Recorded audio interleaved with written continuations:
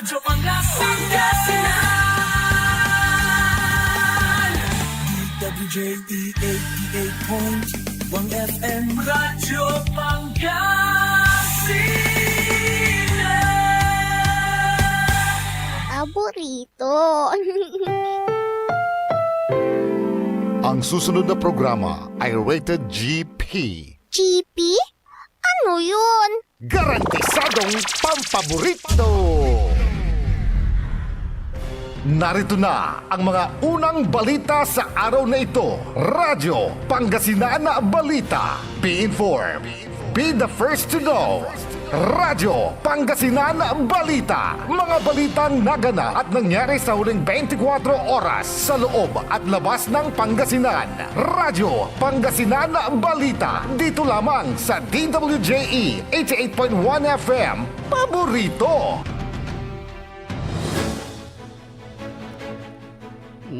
Magandang umaga po sa lahat ng ating mga tagapakinig. Araw po ngayon ng Huwebes o Biyernes, 23 sa buwan po naman ng Mayo. Minsan pang sumasa inyo ang Pangasinan Balita.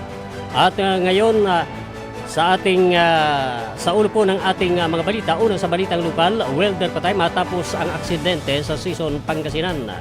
Radyo Pangasinan Balita. 20 pesos kada kilo na bigas muling ibinenta sa bayan ng Lingayen. Radyo At sa ating Pangasinan balitang pambansa, Balita.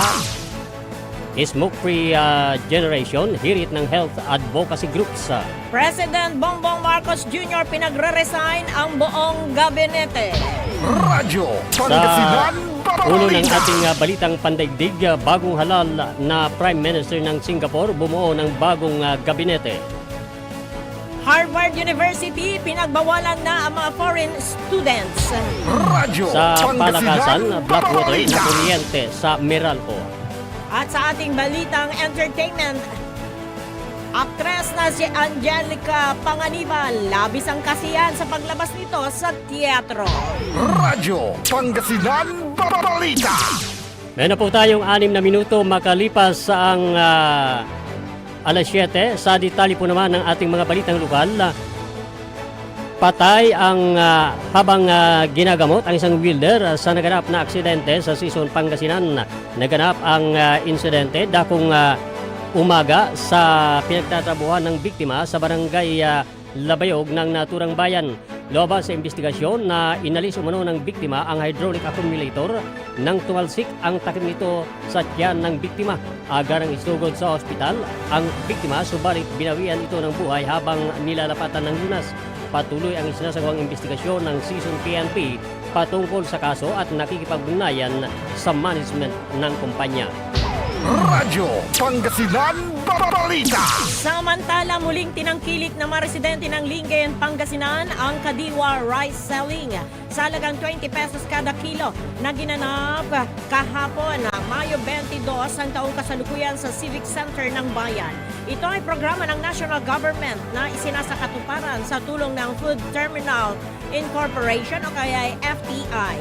Ayon kay Lingayen Municipal Agriculture Office Head Rodolfo de la Cruz, kahapon ay 100 sacks ng NFA rice ang alok para sa mga residente ng bayan. Bawat isa sa mga sakong ito ay naglalaman ng 10 bags na naglalaman ng tig-5 kilo bawat isa. Kaugnay naman ito, nagpahayag naman ng kanilang pasasalamat at tuwa ang ilang mga residente na nasabing lugar na nakabili ng murang bigas. Kahapon na ang ikalawang pagkakataon na nagkaroon ng pagbebenta ng 20 pesos kada kilo ng bigas sa bayan ng Lingayen. Radyo Pangasinan Balita. Ininspeksyon na kahapon, Mayo 22, ng opisyal ng Philippine Rice Research Institute ang patungkol sa Rice Competitiveness Enhancement Fund of Field Rice RCEF. Ang kabuang 1,510 certified rice seeds na nakatagdang ipamahagi sa mga Farmers Association sa bayan sa darating na Mayo 28 bilang bahagi ng preparasyon para sa wheat cropping season ngayong taon sa bayan ng Maldan. Pinangunahan ni PhilRice RCEF Regional Coordinator Benjamin A. Pajarillo Jr. ang naturang monitoring kung saan kasabay ring inspeksyon ang 2,510 hybrid seeds at buffered rice. Sa kasunod nito, nakipagpulong ang mga opisyal ng PhilRice kay Municipal Administrator Attorney Teodora S. Serdan sa ngalan ni Mayor Bunafi de Vera Paraino para sa isang courtesy call at alignment meeting kaugnay ng nakatakdang ceremonial distribution sa Mayo 28. Sa nasabing pagpupulong, tiniyak ni Rice Banner Coordinator Manuel Is Aquino sa mga opisyal ng PhilRice na nasa maayos na kondisyon ang mga binhing ipinamahagi at makakarating ang mga ito sa lahat ng mga rehistradong benepisyaryo. Tinalakay naman ni Atty. Serdan ang nakababahalang ulat o ugnay sa umunay pagbebenta ng mga libreng binhi mula sa gobyerno. Ginit niya na malinaw na ang mga ito ay ayuda ng pamahalaan para tulungan ang mga magsasaka sa harap ng patuloy na pagtaas ng halaga ng agricultural input sa merkado. Dagdag pa niya, maging responsable dapat ang mga benepisyaryo at huwag samantalahin ang mga ganitong programa ng gobyerno. Bilang tugon, tiniyak ni Aquino na magsasagawa ng Municipal Agriculture Office ng monitoring sa mga benepisyaryo upang matiyak na ginagamit ng tama ang lahat ng mga natanggap na suporta para sa kasalukuyang cropping season. Ang pamahagi ng certified at hybrid rice seeds ay bahagi ng layunin ng RCEP program na mapalakas ang ani, kita at kabuhayan ng mga Pilipinong magsasaka sa pamagitan ng libreng mga makabagong teknolohiya at suporta sa pagsasaka. Pangasinan Balita! 10 minuto makalipas ang alas 7 ng umaga at ngayon, sinadtalya naman po ng ating balitang pambansa. Pinagsumite ni President Bongbong Marcos Jr. lahat ng mga miyembro ng gabinete ng courtesy resignation bilang bahagi ng mas malawak na pagsasaayos sa direksyon ng pamahalaan kasunod ng resulta ng halalan. Layon ng hakbang na ito nang muling ihanay ang administrasyon sa mga tunay na pangailangan at inaasahan ng taong bayan. Ayon sa palasyo, tapos na ang panahon ng nakagawiang pamamalakad at ang tinig naman ng mamamayan ang dapat mangibabaw, hindi ang politika. Sa pamamagitan anya ng panawagang ito, binibigyan ng kalayaan ng Pangulo na masusing suriin ang performance ng bawat ahensya at tukuyin kung sino-sino ang nararapat manatili sa gabinete batay naman sa bagong prioridad ng administrasyon. Itinuturing ng Malacanang ang hakbang na ito bilang pagsimula ng bagong yugto ng pamumuno. Isang pamalaang mas matatag, mas mabilis kumilos at nakatuon sa konkretong resulta. Habang kinikilalaan niya ang mga opisyal na nagsilbi ng may dedikasyon at profesionalismo, binigyang diin din ng administrasyon na kailangan ngayon ng mas mabisa at agarang tugon sa mga pangailangan ng bayan. Radyo Pangasinan Balita! Hinimok ng Health Advocacy Group ang bagong halal ng mga opisyal na gumawa ng matatag na hakbang o aksyon para bumuo ng smoke-free at vape-free generation at protektahan ang non-smokers sa peligro nitong health-threatening products. Dapat manungtunan ng mga halal na lokal at national officials ang painigarilyo at vaping sa pamagitan ng pagtataguyod ng reforma at patakaran estratehiya sa suporta sa pagtigil sa sigarilyo kasama ang anumang pagsisikap na maiwasan ang vaping para protektahan ang kalusugan at kapakanan ng susunod na henerasyon ayon sa Parents Against Vape o PAB. Binigyan din ng grupo ang kahalagahan ng public awareness campaign sa pamagitan ng pagbibigay diin sa panganib ng vaping at paninigarilyo. Karamihan sa e-cigarettes o vapes ay naglalaman ng nicotine na kilalang adverse health effects. Samantala, hinimok ng PAB ang Syntax Coalition na ibasura ang House Bill 11360 at sinabi na ang panukalang batas ay hindi lamang simpleng legislative proposal ngunit isang Trojan horse nagkukunwari bilang isang regulasyon ngunit nagtatago sa loob nito ang mga binhing sisira sa ating mga patakaran sa pampublikong kalusugan. Aminado naman ang Department of Health o DOH ng nicotine addiction mula sa tobacco products ay nanatiling critical public health challenge sa bansa. Naalam na rin ang DOH sa tumataas na paglaganap ng adult tobacco at paggamit ng vape na pinatunayan ng 2023 National Nutrition Survey na nagulat ng pagtaas mula 19% noong 2021 hanggang 24.4% sa mga edad na 20 hanggang 59. Radyo Pangasinan Balita. Nakatakda namang hilingin ni Justice Secretary Jesus Crispin Remulla ang pagkansela ng pasaporte ng abogadong si Harry Roque na kasalukuyang humihingi ng asylum sa Netherlands. Si Roque ay may nakabimbing warrant of arrest sa utos ng Angeles City Regional Trial Court o kay RTC ang para sa kasong human trafficking kaugnay ng illegal na Philippine Offshore Gaming Operations Hub sa Porac, Pampanga. Sinabi ni Remulla na kung makansila ang pasaporte ni Roque ay magiging isang undocumented alien ito, ngunit maaring hindi siya agad ma-deport dahil sa kanyang asylum application. Radyo Pangasinan Balita. Arestado ng Anti-Cybercrime Group o SCG ng Philippine National Police ang isang individual sa Valenzuela City na nagbebenta ng peking driver's license at person with disability o PWD IDs. Nitong Huwebes, Maya 22 ay sinabi ni ACG Chief Police Brigadier General Bernard Yang na inilunsad ang entrapment operation laban sa suspect noong nakaraang linggo. Naharap ang suspect sa reklamong team counts ng falsification of private individuals at paggamit ng falsified documents sa ilalim ng revised penal code in relation to Cybercrime Prevention Act. May piyansa itong 36,000 pesos sa bawat count. Radyo Pangasinan Balita. 15 minuto makalipas ang alas 7 ng umaga at sa karagdagan pa po ng ating mga balita, binomba ng water cannon at ginitgit ng China Coast Guard ang isang barko ng Bureau of Fisheries and Aquatic Resources na nakasira sa kaliwang bahagi ng muso nito sa Pag-asa K2 sa West Philippine Sea nitong Huwebes. Sa isang pahayag sinabi ng BIFAR na ang BRP Dato Sanday at BRP Dato Pagbuaya ay nasa isang routine mission kasama ang scientific team para sa pagkolekta ng samples ng buhangin sa area para sa ginagawang marine scientific research nang maganap ang insidente alas 9:13 ng umaga sa Pag-asa K2 sa Pag-asa Island. Sinabi naman ni Commodore J. Tariela, tagapagsalita ng West Philippine Sea Concerns, na naganap ang insidente sa territorial sea ng Pilipinas na bahagi ng Kalayaan Island Group ng WPS. Radyo Pangasinan Balita. Babantayan ni Pangulong Ferdinand Marcos Jr. ang panukalang 2026 national budget upang masiguro na nakapalog dito ang mga prioridad ng kasalukuyang administrasyon.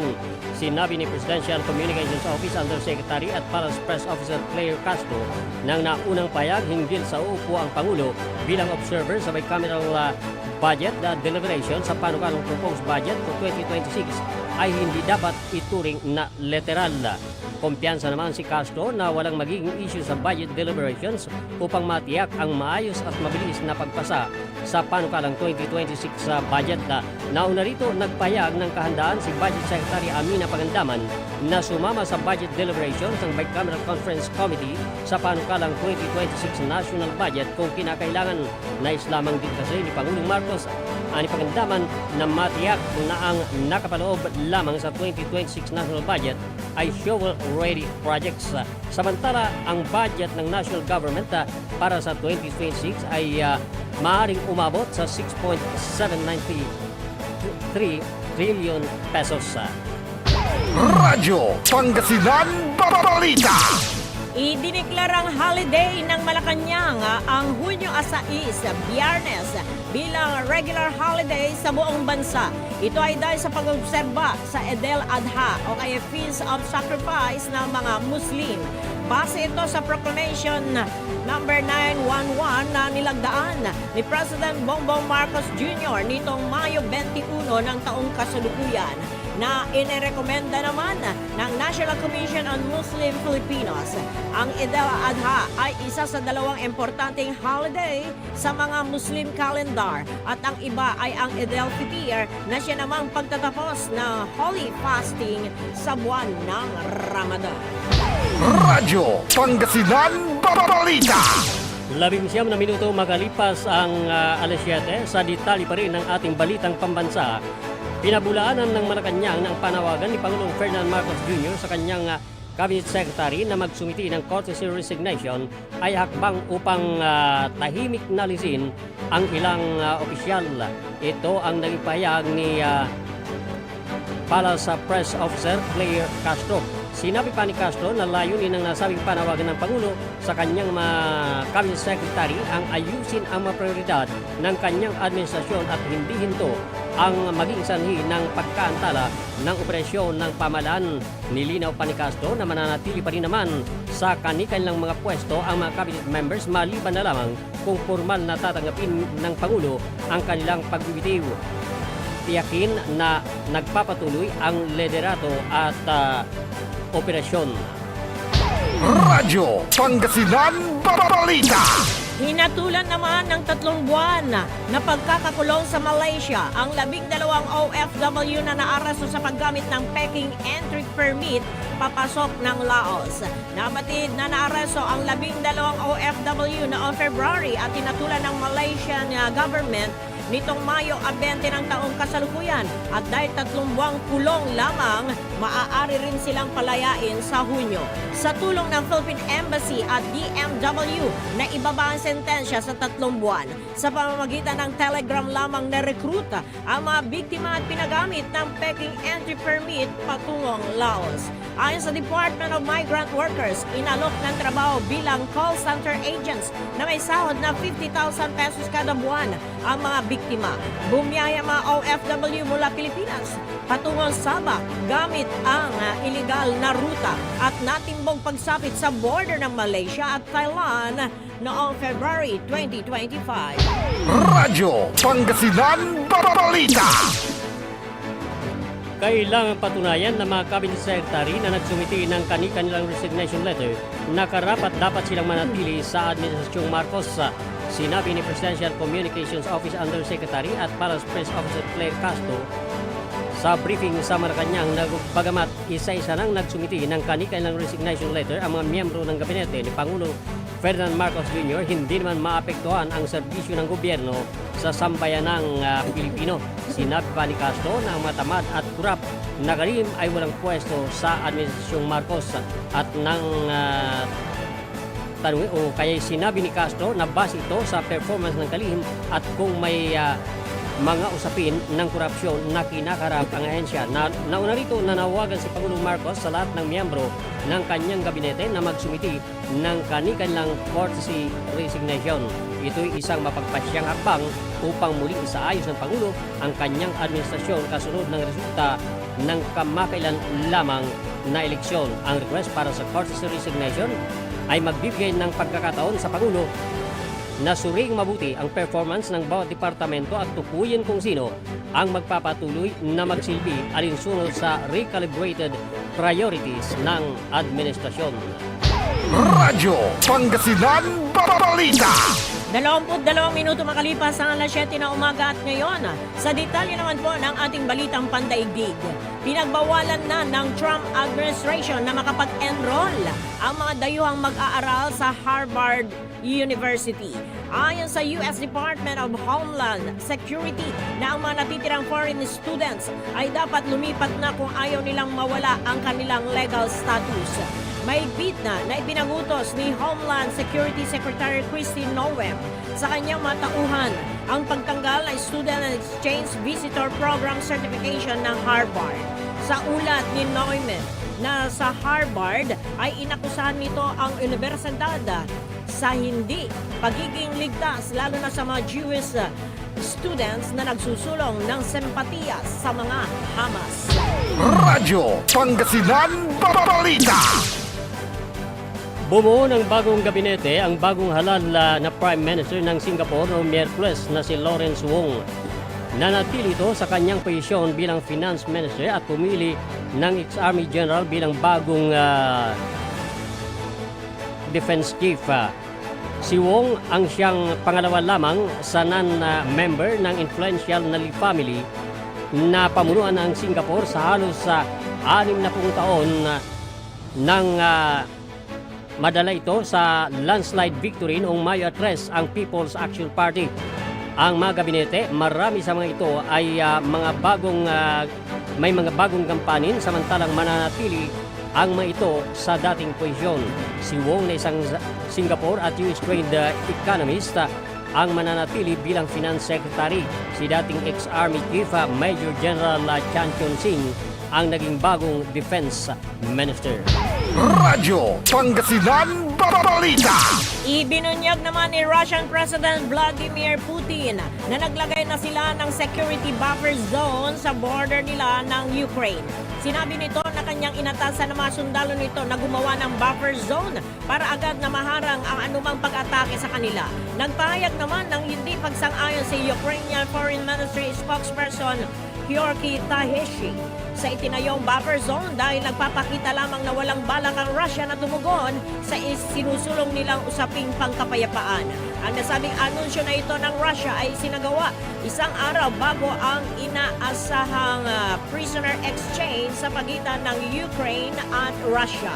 Magugunit ang makailang ulit na nagsagawa ng pag-atake ang Ukraine sa border nila ng Russia na mahigit na 3 taon ng giyera. Radyo Pangasinan Balita.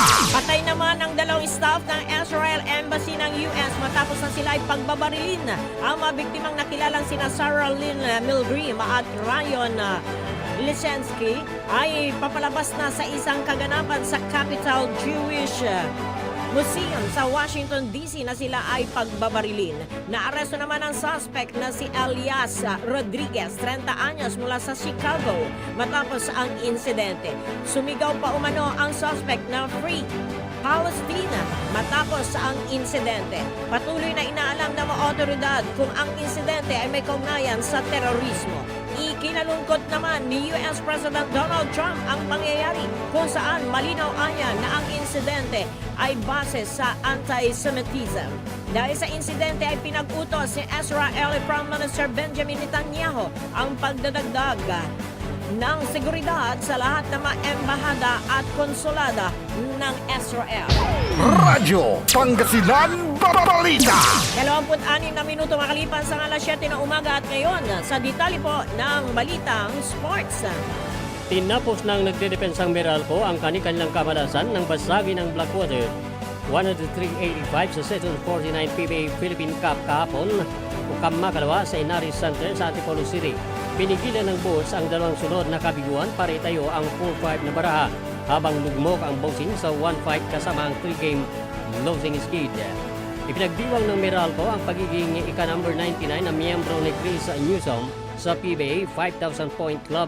Tumapos sa si Newsom na may 19 points at may 14, 13, 12 at 10 markers sina CJ Cancino, Chris Banchero, Tuto Seth, Brandon Bates ayon sa pagkakasunod. Pinamunuan ni Christian David ang Blackwater sa kanyang 24 na markers kasunod ng 23 markers ni Cedric Bearfield. Mula sa 22-18 abante sa first period ay umarangkada ang Bulls sa second quarter para iwanan ang boxing sa halftime 52-39.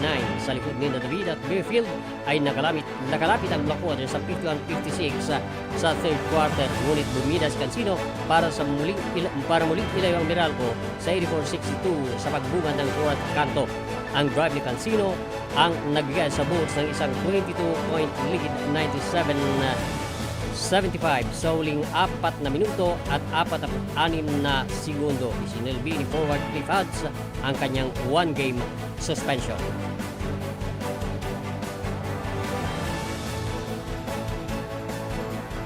Samantala, patuloy ang paggawa ng ingay ni Filipino-British Heather White matapos makasungkit ng isang ginto at isang tansong medalya sa 2025 Mil Sajak Junior International Swim Meet na ganap sa Vancouver, Canada.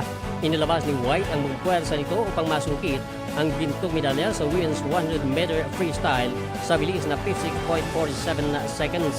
Pinatumba ni White ang mga bigating tankers, kabilang na sina Canadian Olympians Ima Okrunin na nagkasya sa pilak tangan ang 56.62 na segundo at Kyle Mase na nakatanso bitbit ang 56.75 seconds.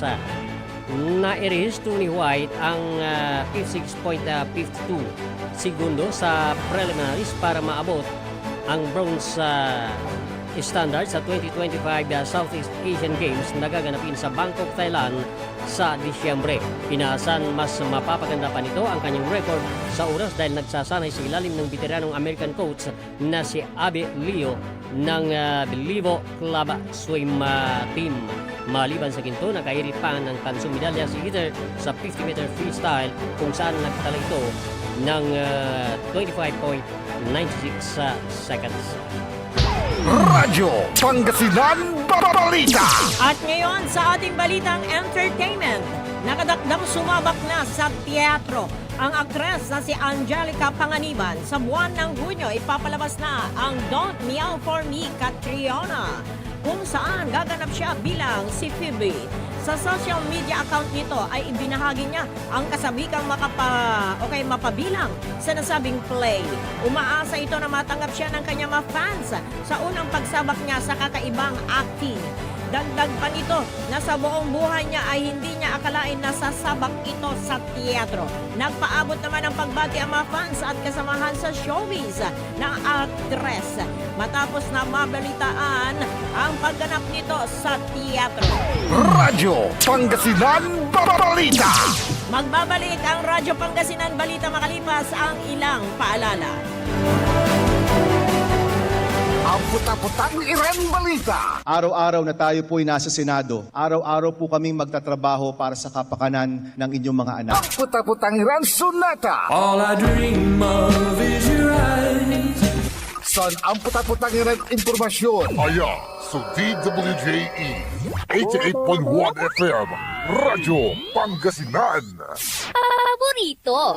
At WellCare Diagnostic Center, your health is our priority. From routine checkups to advanced diagnostics, we provide accurate, timely results, ensuring you're always on top of your well-being. Whether you need a blood test, x-ray, or ultrasound, our state-of-the-art equipment and professional team are here for you. With a convenient location and fast results, we make healthcare easier. Message us through our WellCare Diagnostic Center Facebook page or visit us at the Mapandan Town Center for an appointment. WellCare Diagnostic Center, your health, our care. Visit WellCare Diagnostic Center, located at Mapandan Town Center, Mapandan, Pangasinan. For reliable and top-notch healthcare services, you deserve the best care. WellCare Diagnostic Center. Mare! Kabigla ka naman, Mare, ah! Grabe, gimagana ka, ah. Mare, di mo sinabi na uwi ka pala ng San Carlos. Ay, oo. Namiss ko na kasi ditong pamilya ko. Ito na palang San Carlos ngayon. Grabe, Mare.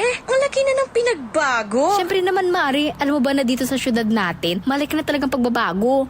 Mula sa mga infrastruktura, nandiyan na mga konkretong daan at mga bagong pasilidad. Wow! Meron din tayong trending na ayos, kalusugan caravan na nagbibigay ng libreng serbisyong medikal.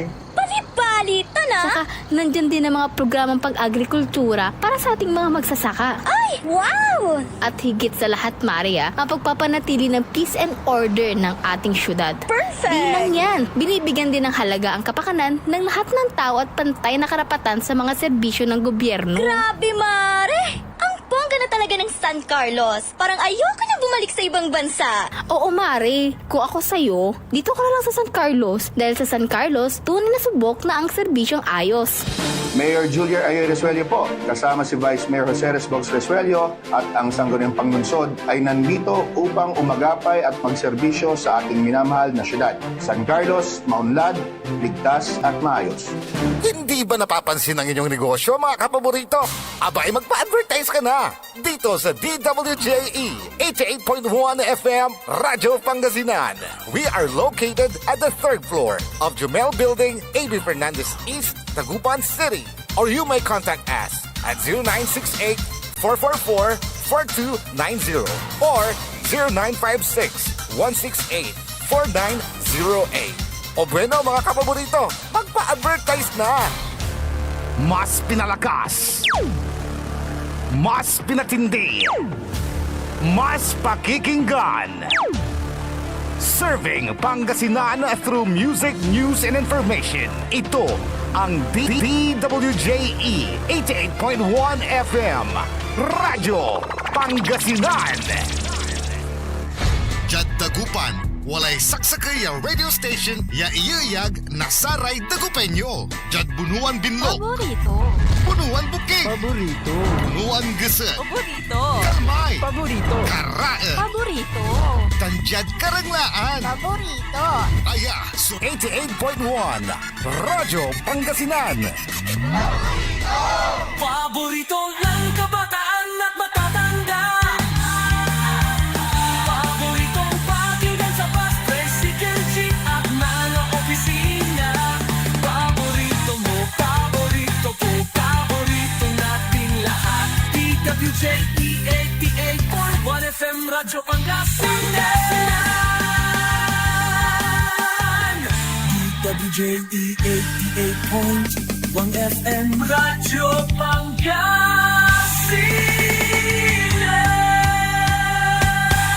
Paborito. Alas 7:35 na po ang ating oras. Tuloy-tuloy pa rin ho tayo sa ating programang Radyo Pangasinan Balita. At ngayon, ating alamin ang lagay ng ating panahon sa araw na ito ng Biyernes sa pamamagitan ni Sir June Soriano ng Pag-asa Dagupan City. Sir June, good morning! Yes, good morning. Para naman sa lagay ng ating panahon, araw po ng Biyernes. Wala tayo pa rin binabansang bagyo o sama ng panahon sa labas ulog ng ating bansa. Ngayon itong Intertropical Convergence Zone or ITCC ang siya naman nakaka-apekto dito sa bahagi ng Mindanao, samantalang ridge of high pressure area naman ang nakasiyang nakaka-apekto sa may dulong Hilagang Luzon. At nananaig pa rin po yung ating easterlies na nakaka-apekto sa nalalabing bahagi ng ating bansa. Dahil po dyan, ang buong lalabing ng Pangasinan, kasama na po dyan ang nalalabing bahagi ng ating bansa, ay patuloy pa rin na magpapatuloy ang ating bahagyang maulap hanggang sa maulap na kalangitan na may inaasahan pa rin isolated rain showers o di naman kaya thunderstorm dulot ng easterlies. At ang tamang hangin ang nagmumula sa may silangan hanggang ilagang silangan ang siya namang iiral. So wala pa rin tayong real warning na nakatasa ng pagi ng ating bansa. So kasamtaman pa rin ang pag-alon ng ating karagatan. Ngayon ang ating agwat ng temperatura na inaasahan ay naglalaro sa 25 hanggang 36 degrees Celsius. At ang ating damang init naman ay nasa 45 degrees Celsius. Ang araw ay sumikat kaninang 5:27 ng umaga at siya naman lulubog mamayang 6:24 ng dating hapon. At yan mo nang lagay ng ating panahon, ang tagapag-ulat. June Soriano, magandang umaga po. Maraming salamat, Sir June Soriano ng Pag-asa Dagupan City.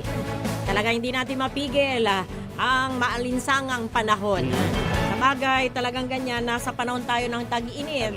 And tuloy pa rin ang buhay, syempre. Habang may buhay, may pag-asa, mga kapaborito. Huwag tayong mawalan ng pag-asa dahil hindi naman ito forever na mainit. Di ba, Kuya Di? Maliban sa pag-asa sa Dagupan, sa may Bunuan, may pag-asa talaga sa buhay. Oo, yan. Oo, correct ka dyan. Like ang ating presidente ng ating bansa, Kuya Di. Di ba? Doon sa balita, yun nga, pinagbitin niya. Resignation. Courtesy resignation. Yung sinasabing rason is, parang dismayado ang Pangulo doon sa resulta ng eleksyon. Nasa kabila daw umano ng pagtatrabaho ng administrasyon ay bakit marami sa kanyang mga kandidato ang hindi lumabas o mga natalo. Yun ba yun? Yun yung pinakaka. Oo, pero ang alam yun ko ang naman, sinasabing dahilan. Oo, sa isang banda naman, ang nakikita natin ay yung para maidirect ng tama yung takbo ng pamamahala sa ating bansa. O yun nga, yun nga, para maidirekta kasi parang lumalabas na sa hindi pagpili ng marami doon sa kanyang mga kandidato ay hindi kontento ang mga tao sa performance ng administrasyon, kaya't babaguhin. Ganun ba yun? Yun. Ay, alam mo, talagang ganyan, sa isang management. Kapag hindi ka kontento talaga, aayusin mo. Para magkaroon pa ng mas magandang resulta. Pero hindi naman winawala yung talagang trumabaho naman. Di ba? And yung sa pagbabago nandyan lagi. Parang sa atin na individual. Gusto mo mabago ang buhay mo, ikaw ang kikilos mismo. Gusto mo ng ganito na maayos at mas maganda pang direksyon, tatrabahuin mo talaga. Di ba? Pero pag ayaw mo naman, nasa sayo din yon. Pero hindi yung sarili mo lang kagaya ng presidente, hindi lang sarili nito ang iniisip niya, kundi ang kapakanan ng maraming Pilipino. Kaya nga, yun nga, and sana nga mapunta yung mga mag-manage ng halimbawa ng isang ahensya, totoong magtatrabaho. Para sa ganon, kasi kahit na ikaw ang head, kahit na maganda ang layon mo, pero doon sa mga maitatalaga mo, para bang hindi rin seryoso, mahihila ka talaga. Apektado. Oo, Apektado kaya yung departamento. kailangan yung mga talagang seryosong panunungkulan ang kailangan at tutuparin yung kanilang mga tungkulin. Pero meron akong nabasang opinion na sasabihin ko na I for one, sang-ayon ako doon sa opinion. Kasi meron opinion na sinasabi, yung hakbang ni Presidente Bongbong Marcos na yung kanyang panawagan ng court resignation sa lahat ng kanyang mga cabinet members nang upang sa ganon ay maituwid yung kanyang administrasyon dahil hindi nga siya kontento, dismayado siya, parang yung performance ng administrasyon ay nag-reflect doon sa resulta ng eleksyon. Nang sabi yung nabasa kong opinion na parang mali yung ginawa ni Pangulong Ferdinand na partly mali, kundi dapat daw dahil ang sinasabing ugat kung bakit may kapalpakan ang pamahalaan ni Pangulong Bongbong Marcos na nag-reflect nga doon sa resulta ng eleksyon ay ang kanyang pinsan na si Romualdez bilang House Speaker dahil doon sa kanyang mga hakbang na sinasabing mali. Ay nako, politika na naman yan. Ang sabi naman kasi, wala na, tapos na yung politika, eto naman na, trabaho na. Yung sinasabing patungkol na yung tapos na ang politika, siguro in theory na lang yan, yung sinasabi. Pero yung sa katotohanan ay nandyan pa rin yung politika, especially na by June 3 ay magko-convene ang Senado nang upang sa ganon ay umpisan na yung impeachment against BP Sara. Alam mo, Kuya Ding, sila yung nakakaalam din kung ano talaga yung layunin nila. Di ba? Tama. And never na sasabihin yung katotohanan o kaya hindi naman sa ganon. Iko-correct ko, sarili ko mismo, na yung kanilang mga layunin, depende yan kung talagang, kaya nga ang panawagan ng marami ngayon, yung pagkakaisa at yung kaseryosohan sa totoong pagsisilbi. Kaya nga hindi nawawala pa rin yung panawagan na isang tabi muna yan. Yung politika na yan. At malalaman yan ng tao kung ikaw ay nagsisilbi ng tama. At darating ang panahon ng paghatol, dyan naman a-action ulit at sa ang akin taong lang, bayan. whatever statement na binibitawan ni Pangulong Marcos maging ng kanyang mga kaalyado ay hindi paimbabaw. It should be in reality. hindi pa imbabaw at dapat tuparin yung kanilang sinasabi. Di ba? Walang ibang motibo. Hindi natin mawala yung mga ganyang Baka opinion. ito yung sinabi, ito Oo. yung statement, pero ito yung motibo. Oo. Di ba? Kaya eto nga kasi kung hindi naman tayo magtitiwala, kasi ang tao naman, may sinabi, okay. Kasi sila yung nakaupo ngayon di ba? Sila yung nagdra-drive ngayon ng ating bansa. At sila ang inaasahan na Correct. tama yung kanilang pagdadrive, pagmamaneho ng gobyerno. Yung opinion mo, Kuya Ding, opinion ko, opinion ng iba. Iba-iba tayo ng paniniwala doon at Tama, tingin kasi natin. lahat naman tayo we are all opinion makers. Correct. Iba-iba yung opinion natin. Pero eto na lang sa atin. Ang panawagan natin at yung hiling ng nating lahat na sana nga maidirect tayo sa tama. Kasi once na meron na mga no choice tayo Kuya Ding di ba? Kasi yun nga idedirekta ka. Kung halimbawa walay paliko at alam mong alanganin, nandyan naman yung mga opposition magpapaalala, nakabantay. Dapat talaga may mga fiscalizer.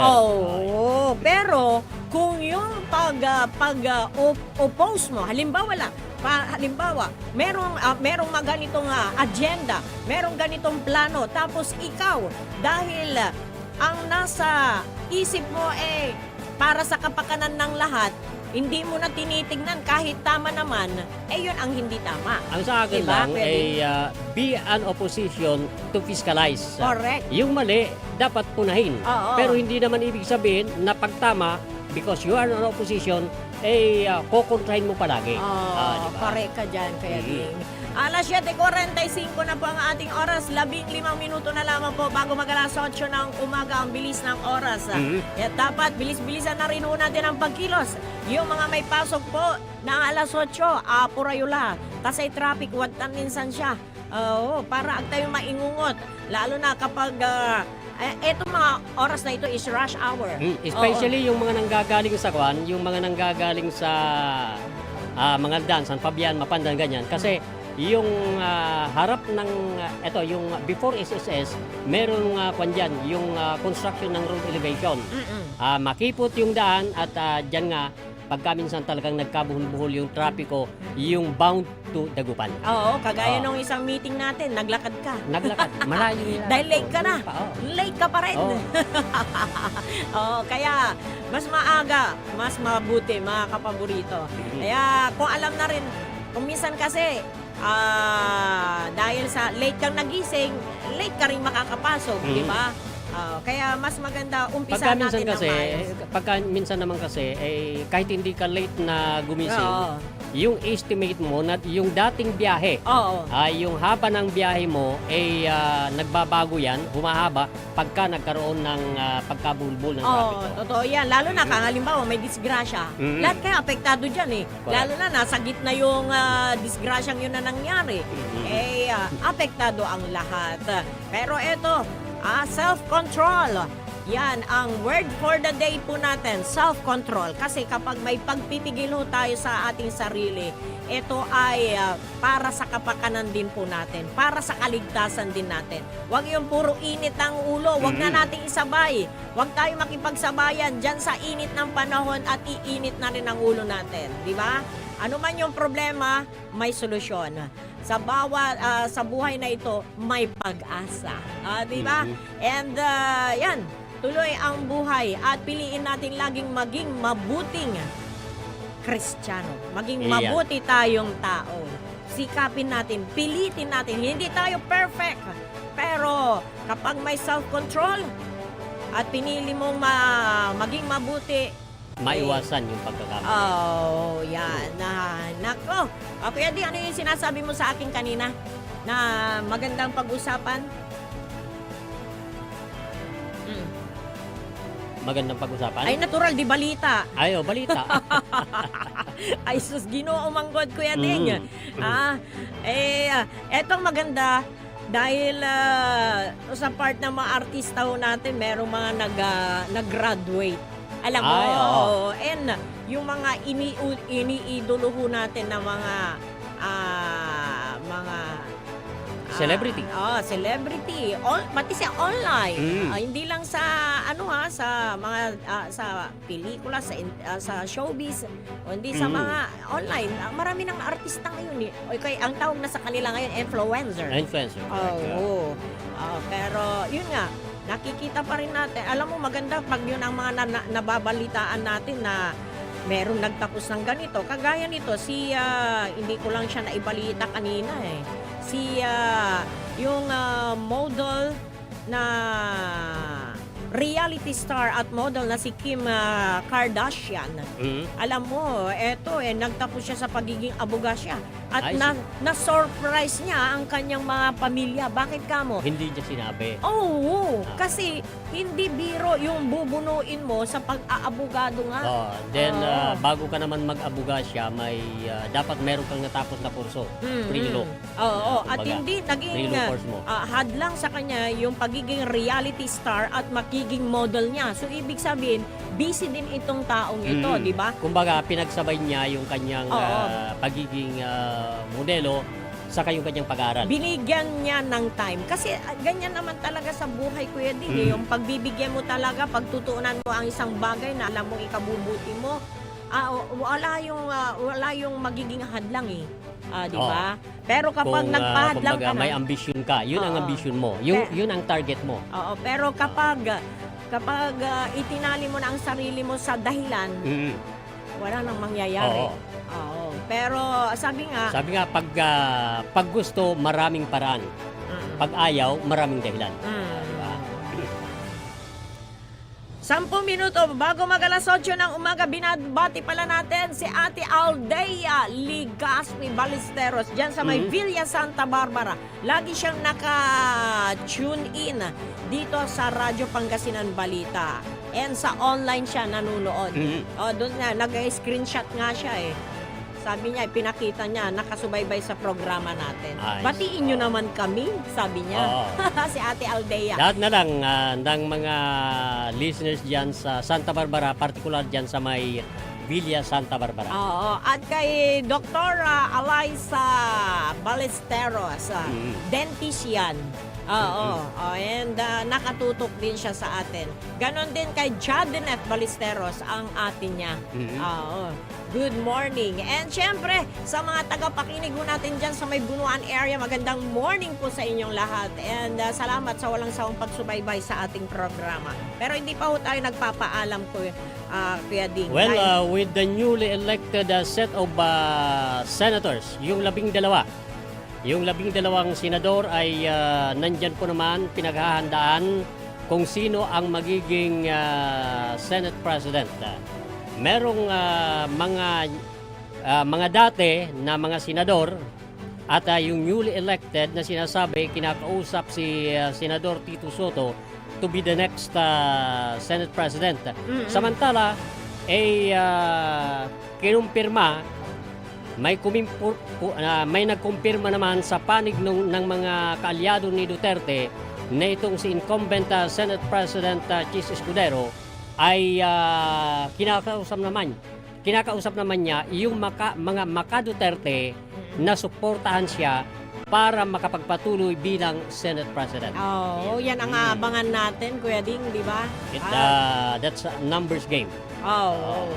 Siyempre, butuhan yan Butuhan pa rin yan na sino kaya ang susunod. Pero hanggang ngayon, wala pa yatang PNP chief.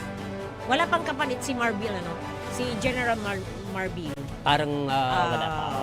And abangan natin yan, mga kapaborito. And syempre, yung mga papalit sa mga ganyang posisyon, sigurado naman na mapagkakatiwalaan at gagawin yung kanilang trabaho. Diba?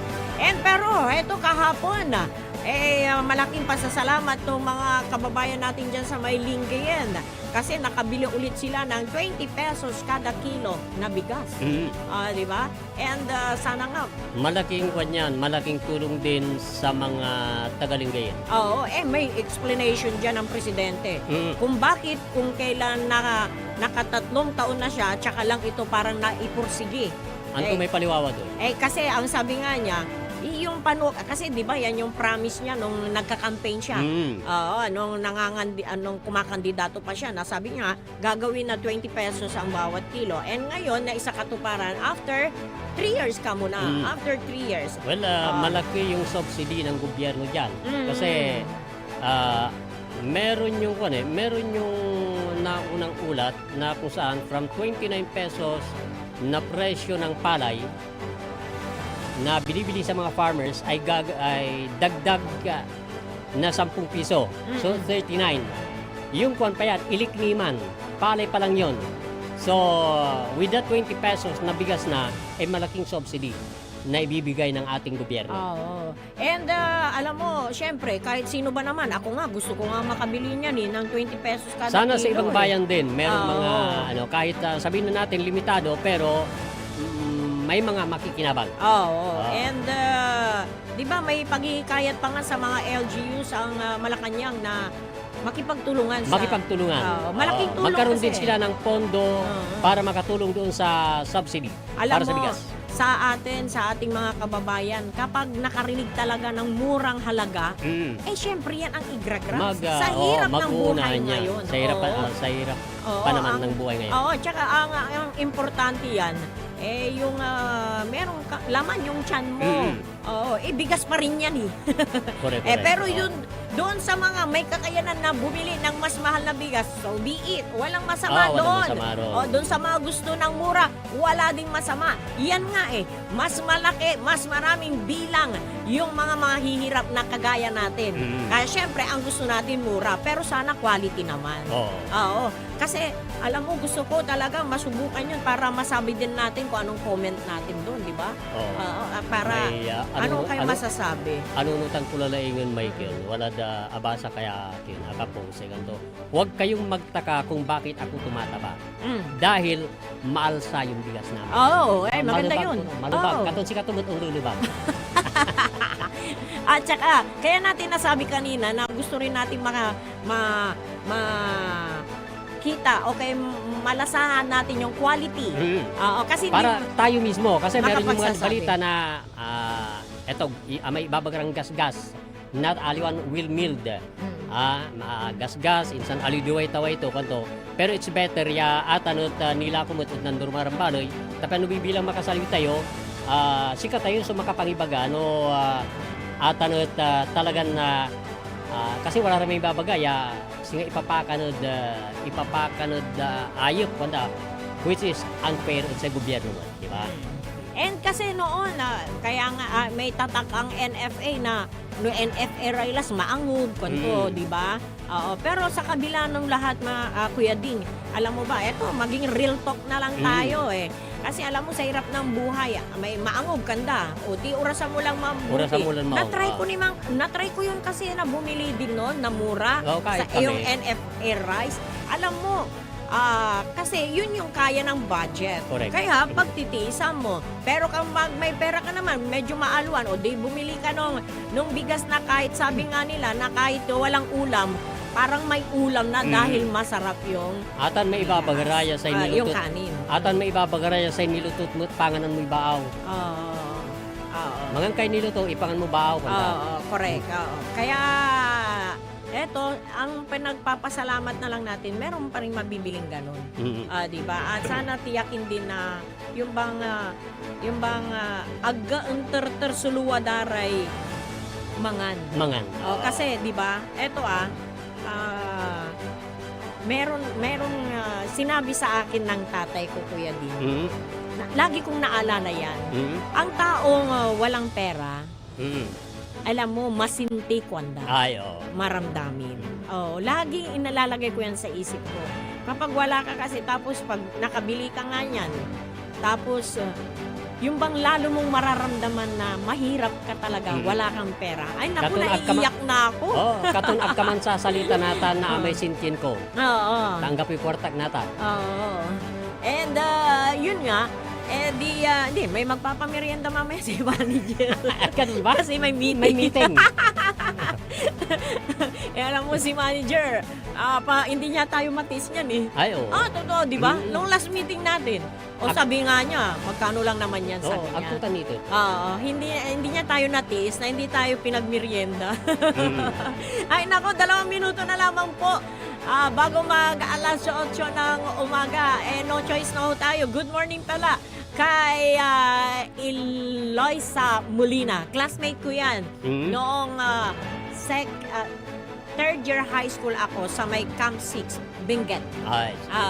Ngayon nandito na rin siya sa Pangasinan. Kasi may nakapag-asawa siya ng taga Pangasinan. Si Eloisa Molina at laging nakatutok yan dito sa Radyo Agila. Ay, Radyo Pangasinan. Naalala pa ang Radyo Agila. Ang aking original na bahay. Diba? Doon ako nagmula. Aside from that, di man Eagle. Eagle. Eagle Broadcasting. Ay nako. And good morning din po sa ating mga taga-pakinig dyan sa may Barangay Mangin.